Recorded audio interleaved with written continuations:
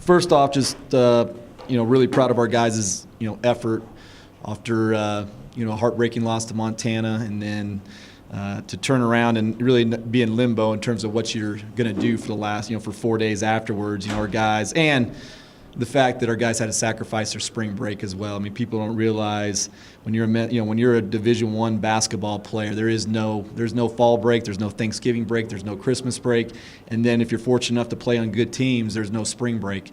And so for our guys to sacrifice the spring break and to to have the right mentality, because sometimes it's a tough pill to swallow when you feel like you're playing good enough to have a chance to win a conference tournament, and probably made to maybe win a game in the tournament. So our guys knew that, and so they were disappointed, but at the same time too, they knew that we'd been playing really well and they wanted to keep it going. And you never know in these deals where you could still be a team of first. We could be a team that wins their first CIT championship. We could be a team that wins our first to basically be the all-time winningest team in school history with 26 wins if you're able to make your way through it. And then for a guy like JD to have the opportunity to be the first player in school history to have a triple-double. And so that's why you play. Sometimes people look at these things and say, well, really, are you really playing? Well, you know what? When you get the opportunity to play, you play. And when you look back at it, when you're my age at 40, and you're going to look back and say, what? Why didn't we play? And because you don't get very many of these games. It's not the NBA where you get 82 games. I mean, you get 30 to 32 games, and if you can play extra games, that's what you do. And those are the type of players we want. As I told my guys in practice, listen, if you don't want to play, just come and let me know. You come after practice, let me know you don't want to play, and guess what? We'll find another place for you, because ultimately, what we're going to be built on, the foundation, is guys who love to play, who love to compete, who will be in the gym regardless of what the outcome is. And so I thought our guys really stepped to the challenge defensively on a very good offensive team that's really hard to guard, who plays 4 guards, that finished in the upper half of the Missouri Valley. And I thought our guys did a really good job of disrupting their rhythm and timing, making them try to beat us with twos.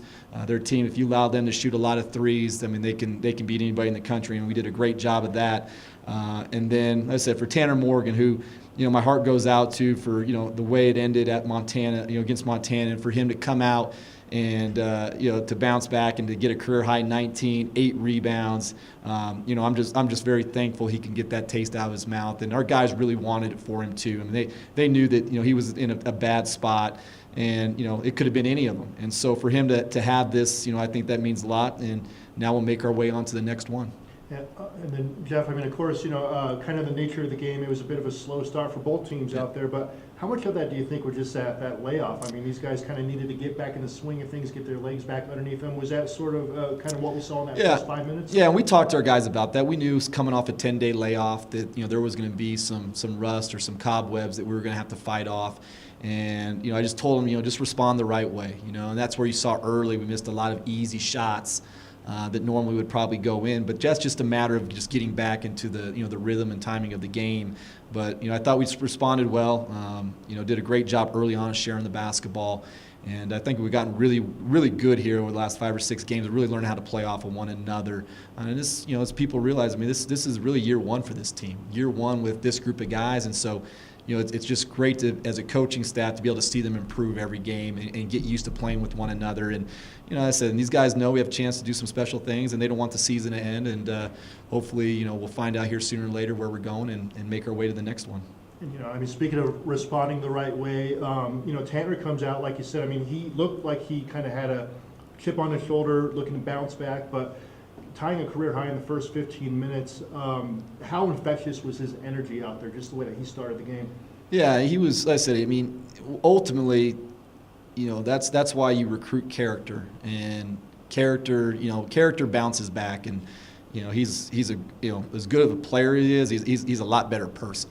And for, I knew he would respond the right way, and our guys did a really good job of putting him in his position to get some of those easy dump downs, and he does a good job of putting himself to make himself available, because those guys, JD and Dre, they draw so much attention when they drive the ball.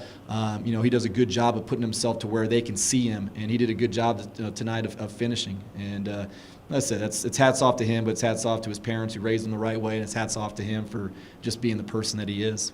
And then, Jordan's triple-double, I mean, perhaps the most impressive thing about that is just how much he did it within the context of this game. I mean, he wasn't going out there and forcing anything. He just made the right play at the right time. How impressive was that he just went out there and put up those kind of numbers without forcing anything out there.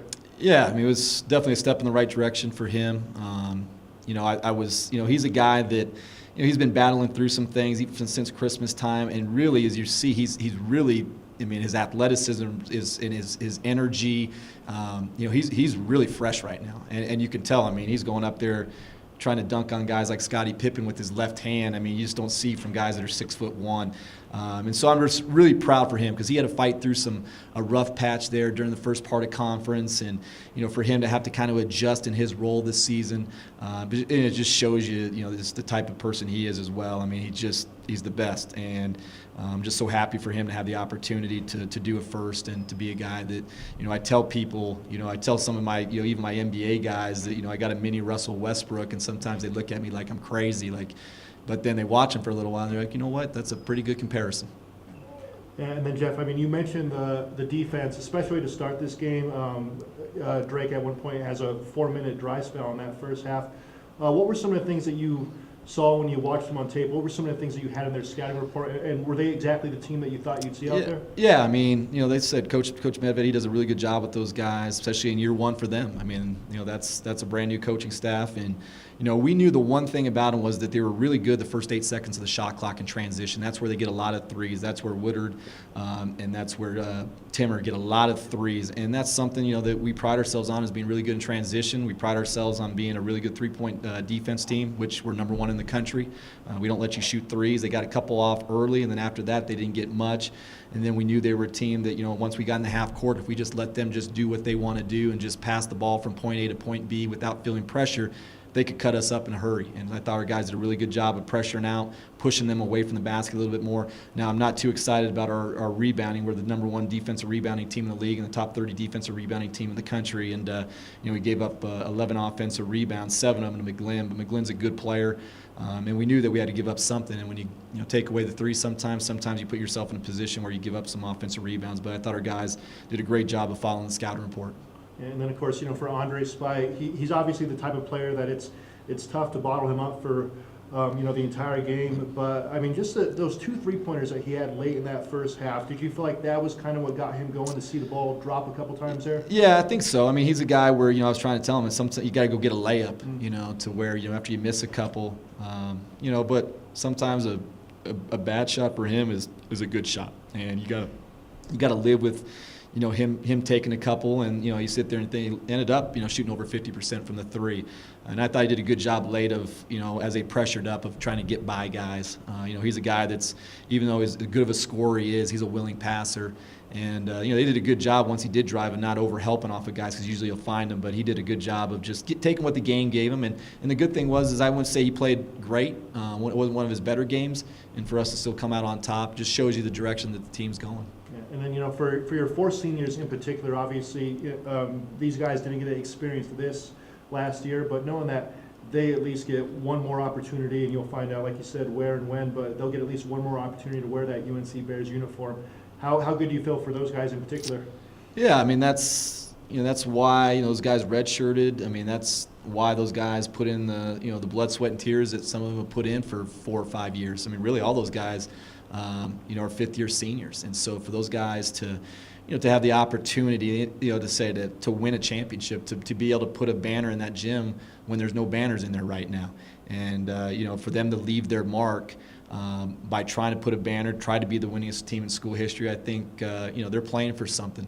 So just got to get ready to go for the next one. They got to get ready to go to class tomorrow. It's been a long time since they've been in class, with the North Dakota trip, with our trip to Portland State, Sac State, and off to the conference tournament. So our biggest thing the next couple of days is making sure we get back on track in the classroom.